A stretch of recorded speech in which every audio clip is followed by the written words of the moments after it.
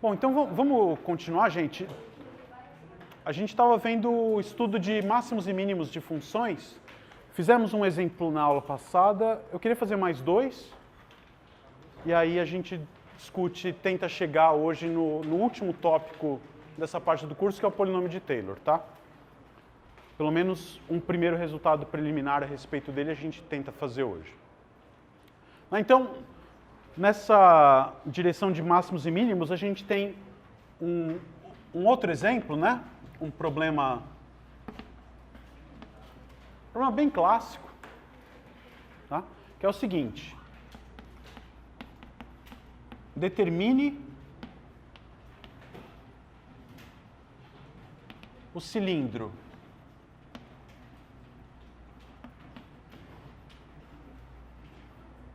de maior volume com área superficial pré-determinada, prescrita, tá? Então, dada a área superficial, qual é o cilindro com aquela área superficial que vai ter o maior volume, tá?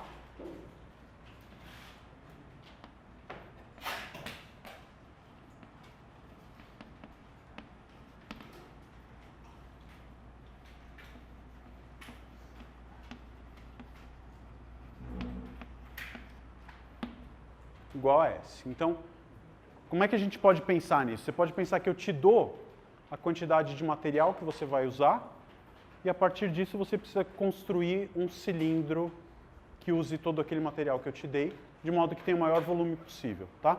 Para deixar bem claro, o que eu estou falando aqui é o cilindro com tampas, tá? O que isso quer dizer? Estou incluindo as duas circunferências dentro dessa área superficial dada. Então, o que eu quero maximizar? O volume. Do que depende o volume do cilindro? Como é que você calcula o volume do cilindro?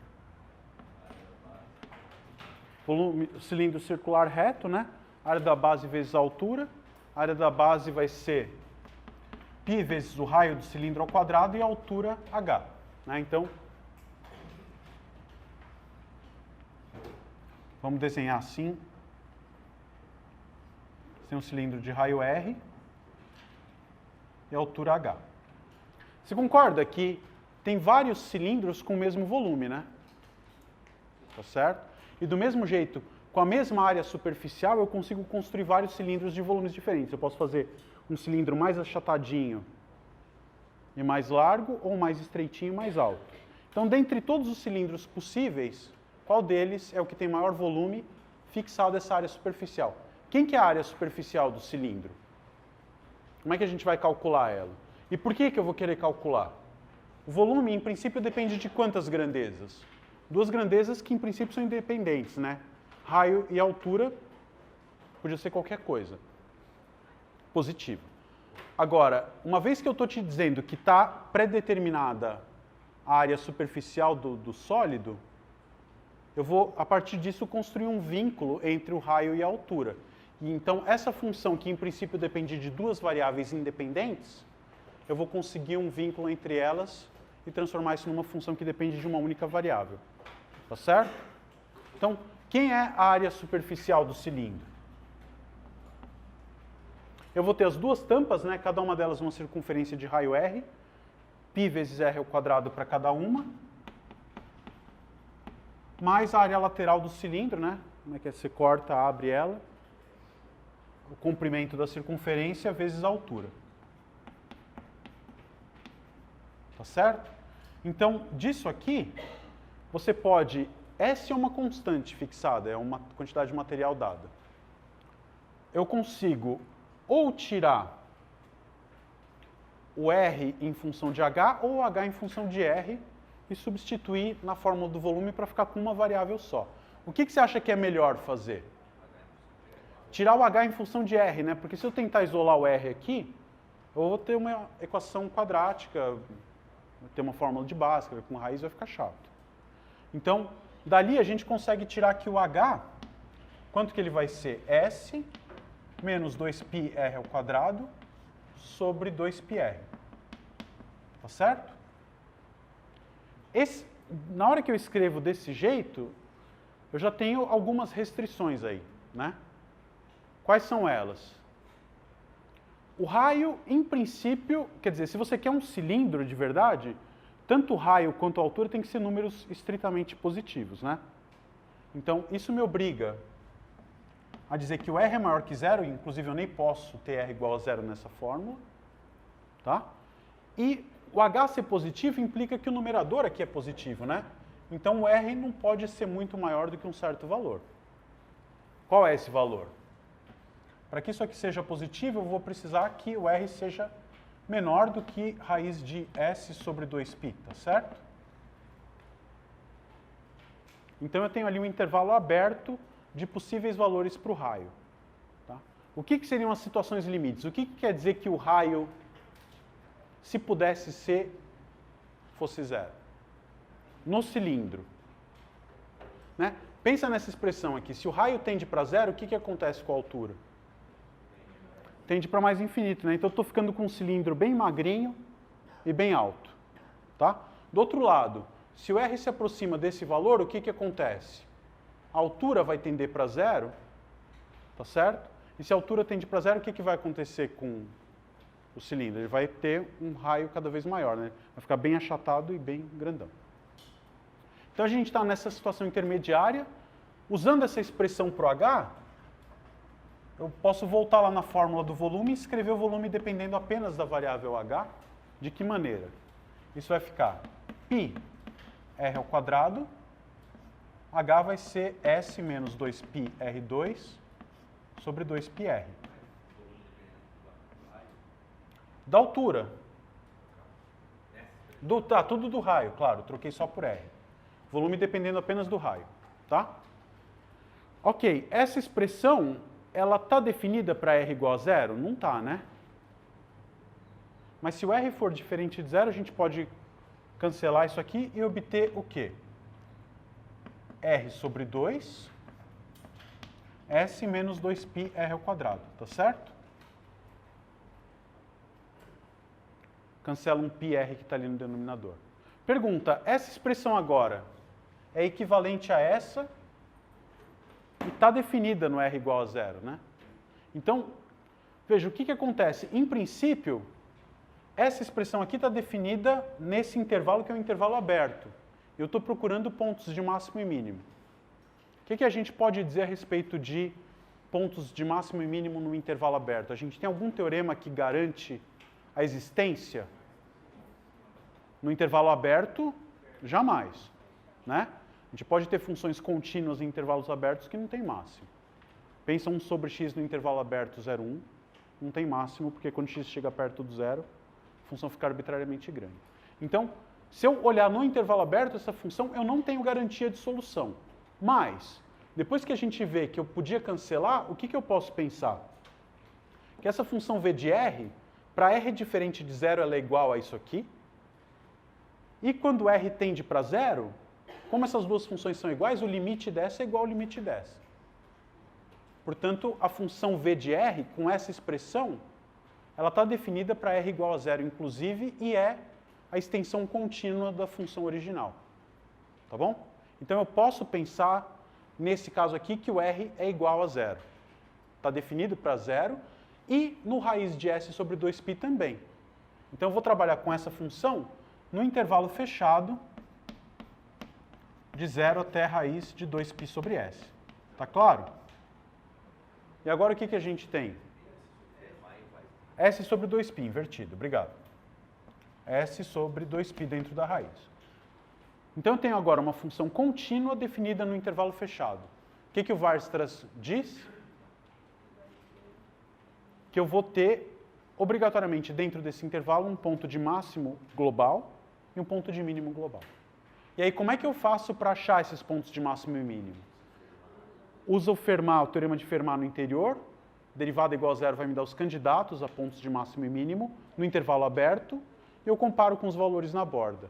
Veja que a gente incluiu os valores na borda aqui de propósito, para garantir a existência, e eles vão me atrapalhar na análise? Corre o risco desse cara que eu incluí, esses pontos do bordo, passarem a ser ponto de máximo que não eram? Não, por quê? Nos extremos, a função vale quanto? Zero. E é claro que se você pegar um R um pouquinho maior do que zero, você vai ter um cilindro de verdade, que, portanto, vai ter volume positivo. Então, não tem chance Na hora que eu incluir os extremos, não tem chance desses caras terem virado o máximo. Então eu fiz isso para garantir que o problema tem solução e eu sei que o que eu vou achar é de fato um ponto de máximo do problema. Tá bem? Então como é que a gente acha os pontos de máximo? No interior, eu vou procurar os candidatos. Como? Quem são os candidatos a pontos de máximo e mínimo no intervalo aberto? Tem que ver pontos onde a derivada vale zero, né?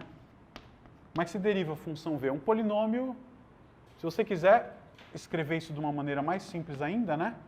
Isso vai ficar quanto? Menos πr ao cubo mais r vezes s sobre 2, né? S sobre 2r, assim. Tá bom? Para derivar, né? Não tem que usar a regra do produto. Quando a gente deriva isso, vai ficar o quê? Menos 3πr ao quadrado mais s sobre 2. Tá? Quando que isso aqui vai dar zero? O r vai ter que ser mais ou menos raiz de s sobre 6π, tá bem? Pergunta, R negativo faz sentido aqui? Não. Então vamos pegar só o valor positivo, que é o único que está na jogada. E claramente esse número está dentro desse intervalo, né? Então eu tenho um único candidato a ponto crítico no intervalo. Um único candidato a ponto crítico que é o cara que está lá dentro do intervalo. Então o que eu tenho que fazer? Quais são os candidatos a considerar, então? Esse único ponto crítico e os valores nos extremos, tá? Então eu vou ter que olhar agora quanto vale a função no extremo esquerdo do intervalo, no extremo direito do intervalo.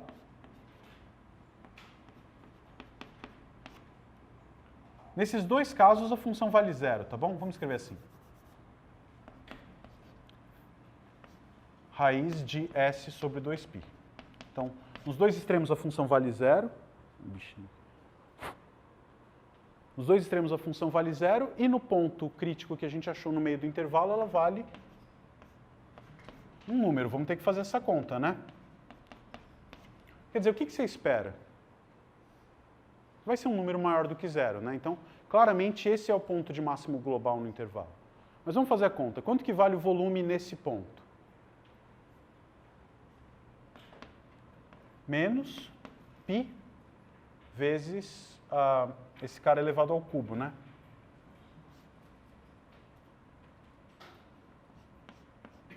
Vamos deixar aqui só escrito, vai. Mais s vezes s sobre 6π. Tá bom? Que é um número positivo e, portanto, é o ponto de máximo global. Então, isso me implica que R igual a raiz de S sobre 6π é máximo, porque ele ganha dos valores na borda. E o que eu posso fazer agora? Determinar se eu sei o raio, o que falta para descobrir quem é o cilindro? A altura. Quanto que é a altura do cilindro? Então, o cilindro procurado vai ter raio igual a esse número, S sobre raiz de 6π, e H igual, substitui esse valor de R na expressão do H que a gente tem aqui. Então vai dar S menos 2πr ao quadrado, R ao quadrado é S sobre 6π, S sobre 3, né? Então vai ficar S menos S sobre 3, dividido por 2π vezes a raiz de S sobre 6π. Né? Ou seja, vai dar 2/3, vai ficar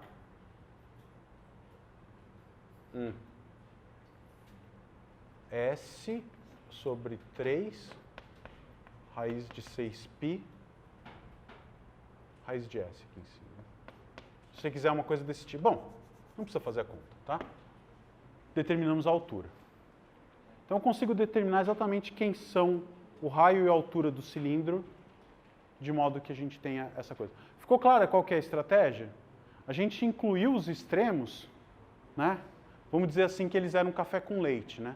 A gente colocou eles para completar o time, Para eu ter certeza que eu estava no intervalo fechado, garantir que o problema tem solução, mas eu já incluí eles tendo certeza que eles não teriam chance de ser o ponto que eu estou procurando. Tá?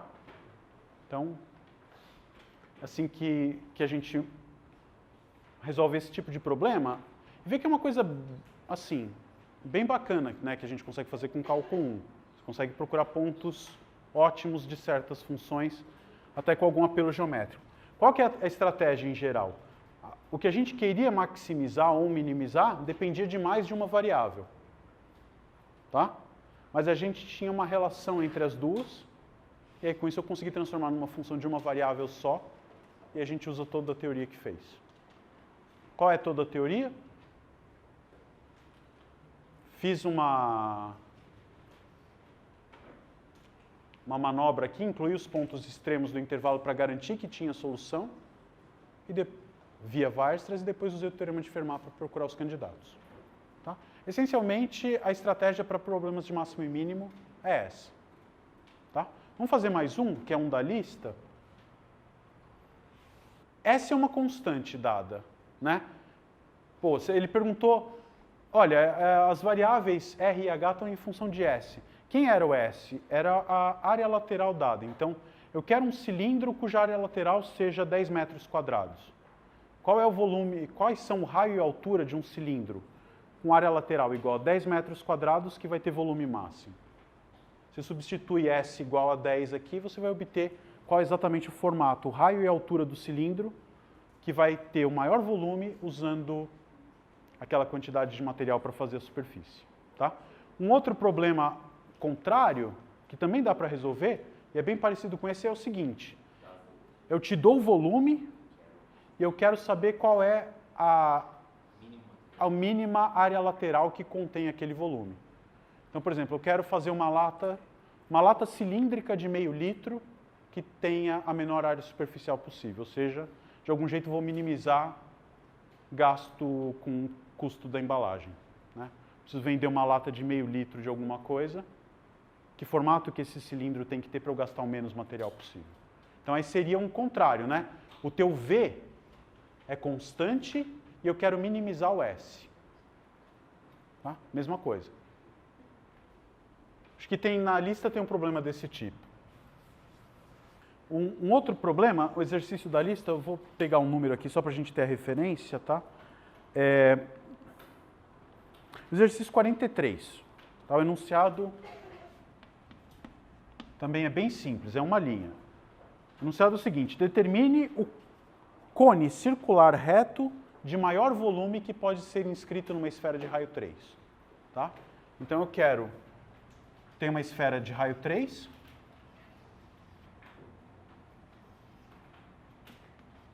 tá? Eu quero um cone inscrito. O que quer dizer um cone inscrito? Quer dizer que o vértice e todos os pontos da circunferência da base desse cone são pontos da esfera. Então, eu podia colocar o vértice em qualquer lugar, o cone podia estar posicionado de 1000 jeitos aqui.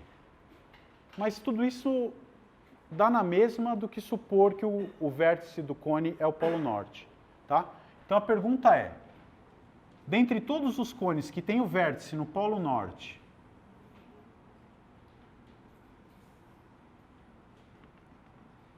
e o círculo da base, com todos os pontos tocando a esfera, qual deles é o que tem o maior volume possível, tá? Veja, esse é um, né? Então, esse é um possível cone.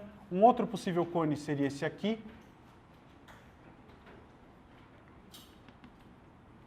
Tá certo? Um terceiro cone podia ser um bem fininho, que vai até lá embaixo. Tá?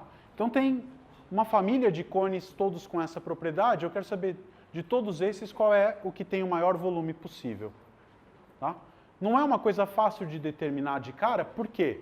O que acontece? Quando você muda de um cone para o outro, se a altura aumentar, o raio diminui, e vice-versa. Né? Então, como você vai ter na fórmula do volume do cone um produto dessas coisas, não é que os dois estão aumentando simultaneamente, nem os dois diminuindo. Um cresce, outro diminui, eu quero saber qual é o ponto onde esse produto fica o máximo possível. Tá? Então, para começar o problema, vamos notar algumas coisas. Quer dizer, essa altura aqui do centro até o polo norte, isso, eu vou apagar esse cone aqui do meio, tá? Para não ficar muito poluído o desenho.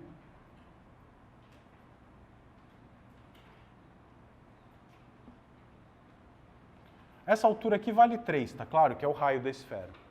Quanto que é a altura desse cone que está para baixo que eu desenhei? Você pode pensar, se você tiver uma medida aqui até o centro da circunferência, eu posso chamar essa medida de H. Tá certo? Então, a altura do cone é quanto? 3 mais H, beleza? Como é que você calcula o volume desse cone? É 1/3 da área da base vezes a altura. A área da base é uma circunferência de raio, vamos dizer, R. Então vai ser πr ao quadrado sobre 3, 1/3 da área da base, vezes a altura, que é H mais 3. Tá? Qual é o intervalo de variação da função do H, da altura? De 0 a 3 você cobre todos os cones cuja a circunferência está no hemisfério sul, vamos pensar assim. Diga. Ela tem que estar no hemisfério sul? Não necessariamente, eu desenhei um aqui em cima, né? Sim, mas se você fazer 3 mais H de vontade... Depende de quanto você fazer 3 mais H, né? Se ao escrever 3 mais H, eu implico automaticamente que a altura é maior do que 3? Depende do valor de H. Se eu permitir que o H possa ser negativo, eu estou passando para cima do equador, tá? Então, o natural aqui seria considerar quais valores, né? O H, em princípio, estaria entre -3 e 3, tá?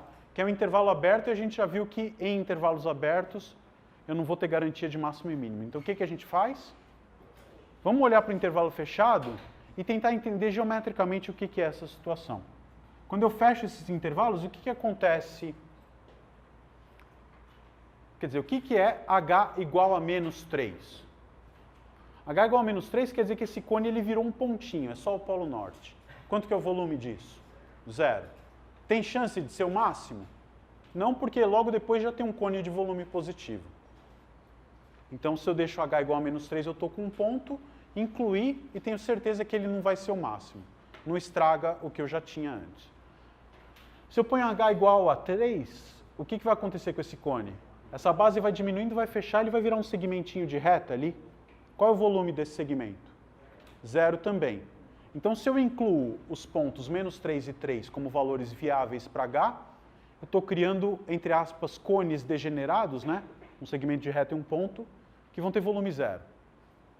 Portanto, eles não vão ter chance de ser máximos e mínimos, mas, ao incluí-los, eu estou ganhando o direito de usar o Weierstrass para garantir a existência de máximo e mínimo. Tá? Legal. Então, eu já sei qual é o intervalo de variação do H, mas eu ainda estou com duas variáveis. Você consegue enxergar alguma relação que me permita eliminar ou escrever uma das variáveis em função da outra? Escrever o R em função de H? Tem dois Pitágoras que saltam aos olhos, né? Um primeiro, você podia olhar para esse triângulo aqui, mas esse não te ajuda, né? Esse amarelo. Esse triângulo não te ajuda porque você não sabe quanto é essa medida aqui. Quer dizer, sabe em termos de H e R, não consegue eliminar. Mas tem um outro triângulo que vai te ajudar bastante, que é esse aqui, do centro da esfera até o centro da base, o raio e essa outra medida aqui. Tá? Esse ponto aqui pertence à esfera, tudo bem? Pertence à esfera. Esse aqui está no centro, então quanto que é essa medida? É o raio da esfera, é 3. Então, ali no triângulo cor-de-rosa, eu tenho um Pitágoras que vai me ajudar. O que diz esse triângulo aqui? 9 é igual a H2 mais R2, né? Vamos deixar esse 9 como 3 ao quadrado para todo mundo perceber que é um Pitágoras que a gente está usando aí, ok? E aí, o que você prefere usar? Você prefere tirar o H em função de R ou R em função de H? Se eu tirar o H em função de R, eu vou ter que trabalhar com uma raiz quadrada, que é ruim, né? Enquanto que se eu puder escrever que R ao quadrado é igual a 3 menos H ao quadrado, Substituindo na fórmula, eu vou ficar com volume polinomial em H. 3 ao quadrado aonde? Aqui sim. Obrigado.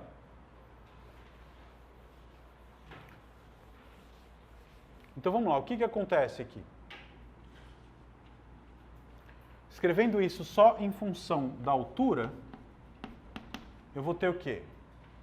Π vezes R ao quadrado é 9 menos H ao quadrado. Aqui H mais 3. Isso aqui eu vou dividir por 3, tá? Estou escrevendo assim, mas esse dividir por 3 você concorda que não altera o ponto de máximo ou mínimo, né? Se eu tenho um ponto de máximo de uma função, esse ponto ainda é o valor máximo da função dividida por 3. A única diferença é que o valor máximo vai ser outro. Vai ser o valor original dividido por 3. Mas tudo bem, vamos lá, vamos deixar assim para não confundir. E aí, estou olhando aqui então no intervalo fechado, de menos 3 até 3. Intervalo fechado, função contínua, Weierstrass garante que tem solução, de novo. Como é que eu procuro as soluções? Com Fermat no intervalo aberto e comparo com os valores na borda. Tá? Como é que você pode derivar isso aí, então? No intervalo aberto, olha, só para facilitar um pouco a conta, a gente pode escrever isso como sendo π vezes 3 menos h e 3 mais h ao quadrado, né? Fatora esse cara como 3 mais h, 3 menos h e junta com outro, para na hora de derivar o produto ficar um pouquinho mais fácil. Então, quanto que fica a derivada no ponto h? Π sobre 3 é uma constante. A gente deixa lá. Quando for derivar isso aqui, vai dar... Deixa eu pôr o 3 aqui para não ter confusão. Quando for derivar, isso é uma regra do produto, né? Como é que fica essa regra do produto? A derivada do primeiro, que é menos 1, vezes o segundo, mais o primeiro, vezes a derivada do segundo. Quanto que é a derivada do segundo? 2 vezes esse cara, vezes a derivada do que está dentro. Então, 2 vezes isso. E a derivada de 3 mais h é 1. Tá bom? Dá para melhorar um pouquinho isso aí, né? Aqui a gente vai ter, vamos abrir tudo, vai ficar menos 9, menos 6h, menos h ao quadrado. Aqui a gente vai ter 9 menos h ao quadrado, vezes 2 vai dar 18 menos 2h ao quadrado. Tá? O que dá isso aí?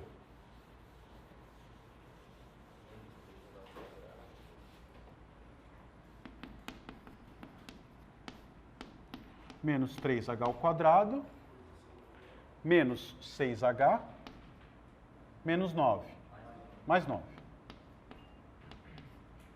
Tá, dá para dividir tudo por 3, tá bom?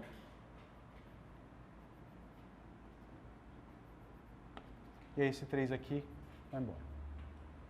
Tá? Então, estudar a derivada igual a zero é descobrir os pontos onde esse polinômio se anula. As raízes dessa equação de segundo grau são dois números cujo produto é menos 3 e a soma é menos 2. Tá? Quanto que dá isso? H igual a menos 3 ou H igual a 1, né? Essas são as raízes. Tá bem? Pergunta, o menos 3, H igual a menos 3 está na jogada? Não, porque eu estou trabalhando dentro do intervalo aberto, esse cara é bem o extremo, né? Isso aqui está fora. Então eu vou calcular o volume no ponto H igual a 1, que é o único candidato a ponto crítico no interior, e vou comparar com os valores no extremo, tá? Então quanto que vale V em 3 e V em menos 3? A gente já tinha observado isso geometricamente, se reflete aqui nessa fórmula, dá zero. E V calculado em 1 dá quanto? 4 vezes 8, 32π sobre 3. Tá certo? Qual dos três valores é o maior? Obviamente o do meio. O que isso quer dizer?